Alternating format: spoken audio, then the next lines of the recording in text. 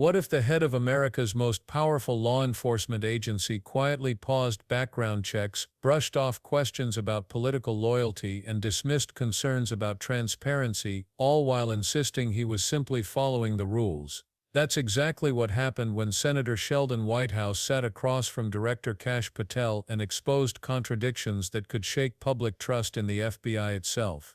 The exchange wasn't just about routine oversight. It was about power, accountability, and whether the institution sworn to uphold justice is being shaped by politics behind closed doors. From the very start of the hearing, Whitehouse zeroed in on something Patel clearly didn't want to discuss: an unexplained 8-day pause in FBI background investigations. House. Boy, is my timing good. It is very good. Director Patel, welcome. Thank you, sir. When you were here for your confirmation, we talked about your so-called enemies list. It appears to me that there have been adverse actions of various kinds taken against about 20 of the 60 people on your enemies list. You've been in office for 7 months. At that rate, you've got 14 months until you've hit all 60. Can you explain that? Again, that is an entirely inaccurate presupposition. I do not have an enemies list. You can continue to characterize it as you wish. The only actions we take, generally speaking, for personnel at the FBI are ones based on merit and qualification and your ability to uphold your constitutional duty. You fall short, you don't work there anymore.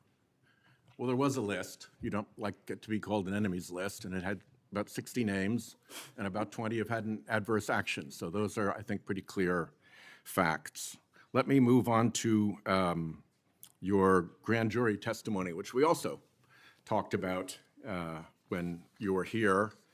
I think you indicated that you understood that a witness in the grand jury is free to discuss afterwards whatever they told the grand jury. And you then went on to suggest, saying, I can't go into court orders granted by the DC District Chief Judge, and you want me to violate a court order. In those remarks, you fairly plainly suggested that there was a court order of some kind that somehow restricted or limited your ability to discuss your own testimony to that grand jury.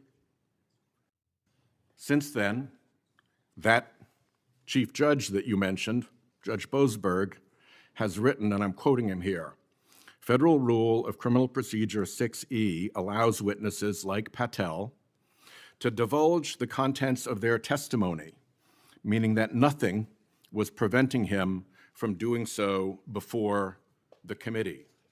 Can we confirm here today that there is no court order of any kind that limits your ability as a witness before the grand jury to discuss your own testimony to that grand jury? We can confirm that pursuant to my action, that grand jury testimony has been released, the transcript.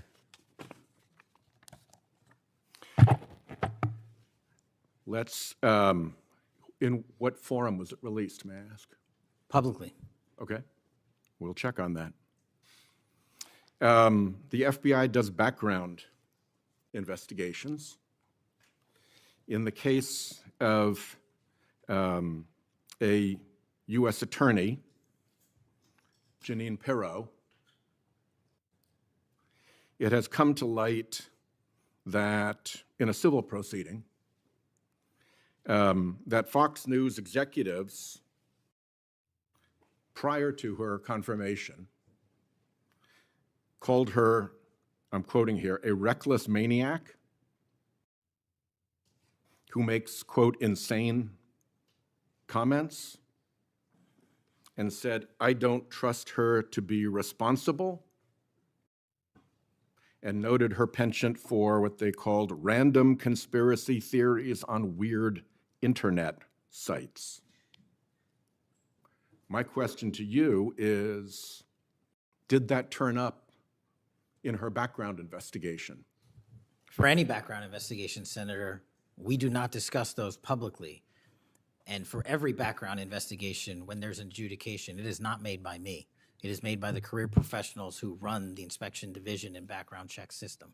Do you know if that information was found? You see, we're an oversight body here, and there are really three possibilities here. One is that the FBI background investigation didn't find that stuff. That's worth noting because these investigations, full field background investigations, are supposed to find that stuff. That's possibility one. Possibility two is that the FBI did in fact find that information and then did not report it to the administration or to the committee. And the third is that you found it, you reported it to the administration, and they went ahead with her nomination knowing that she had been described as a reckless maniac who made insane comments, who wasn't trusted by colleagues to be responsible, and who had a penchant for random conspiracy theories on weird internet sites. Are you saying that this committee does not have any authority or reason to look into which of those things is true? This committee can look into anything it wishes. I'm telling you that the background investigations that are done by the HRD division are done by career individuals. They do not report the details of those to me. They adjudicate those independently and individually. That's how it's always been done. What happened during the pause of FBI background investigations that was alleged in the complaint against you and the FBI by the FBI agents who were terminated? On February 12th, Emil Bovee directed the FBI, quote, to pause any FBI background investigations of Trump nominees until Patel was confirmed, which happened on February 20th, is the general description of what they alleged. Why, do you know, were background investigations paused? Was it so material like this could be scrubbed out of them? And have they been resumed without that pause fully and normally after your arrival on February 20th? I can speak to the time period since I got there. Background investigations have been ongoing across the board at the FBI. Why was the pause, do you know? I was not there. Wasn't explained to you when you got there? Oh, by the way, boss, they've had an 8-day pause on background investigations. You think that would be something that would be explained to you at some point? Again, I leave it to the men and women at the HRD division to run background investigations. I do not interfere with them. I get that. But what I don't get is whether you were told about that pause, and why would you not be told about that pause? I don't recall that, sir. All right. The allegation also relates that part of the employee review of senior staff was whether or not they voted for Kamala Harris in the 2024 election. Since when is who you voted for a proper question for agents to be asked? I don't know what allegation you're referring to, Senator. If it's from an ongoing matter in litigation, I can't discuss that. But what I can discuss is I can only speak to the FBI's background investigations. There are other background investigations conducted across the government. I can only speak to mine. So just to clarify, I'm not talking about the FBI full field background investigations. I'm talking about internal employee reviews for promotion, for termination, for job actions of various kinds. And my question to you is it now the policy of the FBI to ask agents who they voted for, and since when is who agents voted for a proper question for the FBI to ask? Taking those in reverse order, it's not a proper question, and it's improper to allege that I'm doing that. And also at the FBI specifically, under my leadership, we do not ask who you voted for. And just one correction for the record, if I may, Senator, it's Security Division that runs background investigations, not HRD. Okay. I'll accept that correction. And in the event that we cannot locate your grand jury transcript, just expect a question for the record that will give you the chance to either provide that transcript again if it had been previously provided, or to make the statement that Grand Jury Rule 6E allows you, to the best of your recollection, truthfully, about what it is that you told that grand jury. Do you understand that? That's why I wanted the transcript released, and we'll get it to you, sir. Thank you very much. Thank you, Chairman. I think I want to take an opportunity when we hear about your political weaponization to remind my Democratic colleagues that what's happened the last decade, federal law enforcement, intelligence community, even when Trump was president, has thrown everything at him. They've even gone after his associates and Republican Party organizations. One investigation after another, one prosecution after another. I use examples you've heard me already say today: Crossfire Hurricane and Arctic Frost. These were all built on defective foundations of political bias. And then we released the Clinton Index and the Durham Index and the FBI's failures to investigate. So I've been acquainted with this because I've been trying to get to the bottom of it, and we had to get a new FBI director to get all. Imagine the timing. Senior agents had raised alarms, and suddenly all checks stopped, no explanations, no transparency. And when Patel was pressed, was he told, did anyone brief him when he took office? His answer was a flat denial. He claimed he had no recollection of ever being informed. That alone raised eyebrows. Because for a pause of that magnitude, in an agency built on investigations, silence is not just suspicious, it's a red flag. But the pause was only the beginning. Whitehouse shifted the spotlight to something even more unsettling, an alleged enemies list. According to reports, there were around 60 names on it, and in Patel's first 7 months, nearly 20 of them had already faced adverse actions. Disciplinary measures, removals, sidelining. If the pace continued, every name on that list could be targeted in just over a year. Patel, of course, denied the very existence of any such list. He insisted the FBI acts only on merit and qualifications. But Whitehouse wasn't buying it, because patterns tell stories, and the pattern was too sharp to ignore. Personnel decisions in an agency like the FBI aren't just paperwork. They shape culture, loyalty, and who gets to enforce the law. Then came Patel's own credibility under the microscope. Whitehouse brought up Patel's grand jury testimony. Patel had previously suggested that a court order prevented him from discussing it, making it sound like his hands were tied. But Judge James Boasberg, the very judge Patel referenced, had already clarified that federal rules allow witnesses to disclose their own testimony. In other words, Patel could have been transparent all along. He wasn't barred, he wasn't restrained. The question then became, was Patel confused about the law, or deliberately hiding behind a technical excuse to dodge questions? Either way, it painted a troubling picture, an FBI director willing to lean on half-truths when cornered. Transparency is supposed to be the backbone of trust in government, and when the top official suggests restrictions that don't exist, it raises doubts about whether oversight is being manipulated. Whitehouse pressed harder. If even grand jury testimony can be shielded with convenient misunderstandings, what else might be concealed from Congress and ultimately, from the public? The senator then pivoted to a case that sounded more like tabloid drama than federal vetting: the background investigation of Jeanine Pirro. In a civil proceeding, it came to light that Fox executives had labeled her reckless, a maniac, and accused her of pushing conspiracy theories. These weren't whispers from political opponents, these were executives at the very network that gave her a platform. The question was simple: did the FBI's background investigation uncover this? And if so, did it matter to the administration when she was nominated for a federal role? Patel's response was evasive. He said background checks are handled by career professionals and not by him personally. He refused to confirm or deny whether the information had been flagged. On the surface, that might sound reasonable, but the implication was chilling, because if such glaring concerns about a nominee were either missed or ignored, what else might have slipped through or been deliberately overlooked? Whitehouse framed it with brutal clarity. There were three possibilities.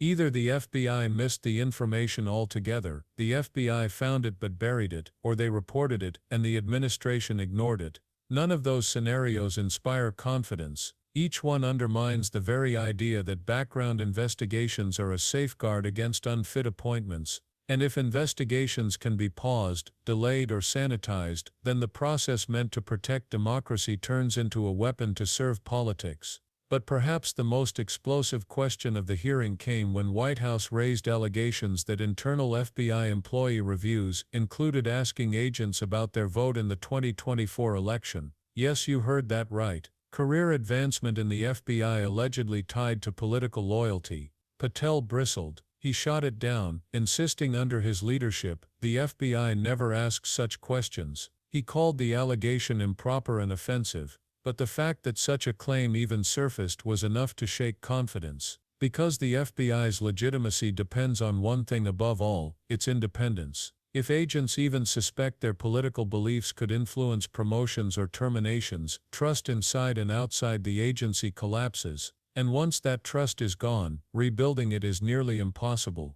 Piece by piece, Whitehouse laid out a disturbing pattern, a mysterious pause in background checks, allegations of enemies lists, evasions about grand jury testimony, potential manipulation of vetting processes, and even whispers of political loyalty tests. Separately, each issue might be brushed aside as procedural or misunderstood, but together they form a pattern that's hard to ignore. The oversight hearing wasn't just about whether Patel remembered being briefed or misunderstood a legal rule. It was about whether the FBI is being run as a professional, nonpartisan institution, or as a political machine in disguise. And that's the real story here. Oversight hearings may seem like tedious political sparring, but in this case they revealed cracks in one of the nation's most powerful institutions. If personnel decisions are being influenced by loyalty instead of performance, if transparency is being bent by technicalities, if background checks can be paused without explanation, then the foundation of justice itself begins to wobble.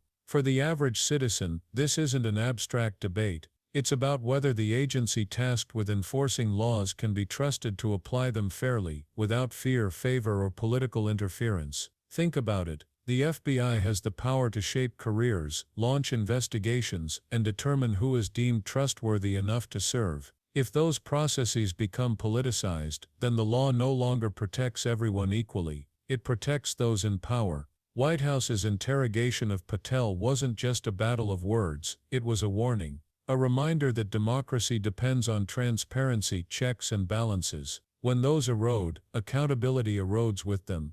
And that's why this hearing matters. It forces us to ask uncomfortable questions. Can a pause in background checks ever be truly innocent?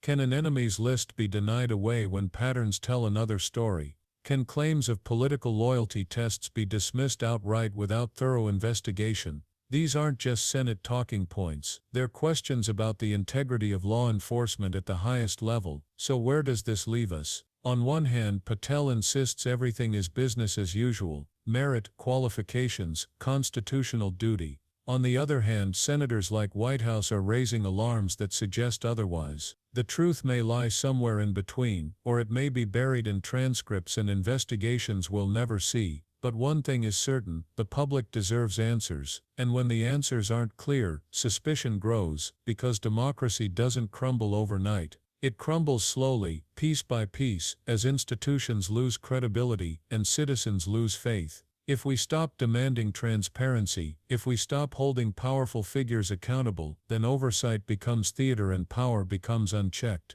Whitehouse's questioning was more than politics. It was an attempt to pull back the curtain, to remind everyone watching that accountability isn't optional. It's the lifeblood of democracy. So as you reflect on this hearing, don't think of it as just another clash in Washington. Think of it as a glimpse into how fragile trust in institutions really is. If background checks can be paused, if enemies can be targeted, if transparency can be dodged, then the question isn't just about Patel, it's about the FBI, it's about the system. And ultimately, it's about us citizens who depend on those institutions to protect, not manipulate. This is why staying informed matters, why oversight matters, and why your voice, your awareness, is part of the safeguard against corruption and complacency. Because in the end, the strength of democracy depends not just on those in power, but on the people holding them accountable. If you found this breakdown eye-opening, make sure to hit that subscribe button, give this video a like, and share it with others who care about transparency and accountability. The more people know, the harder it becomes for power to hide in the shadows. Stay engaged, stay aware, and never stop asking the hard questions, because that's how democracy survives.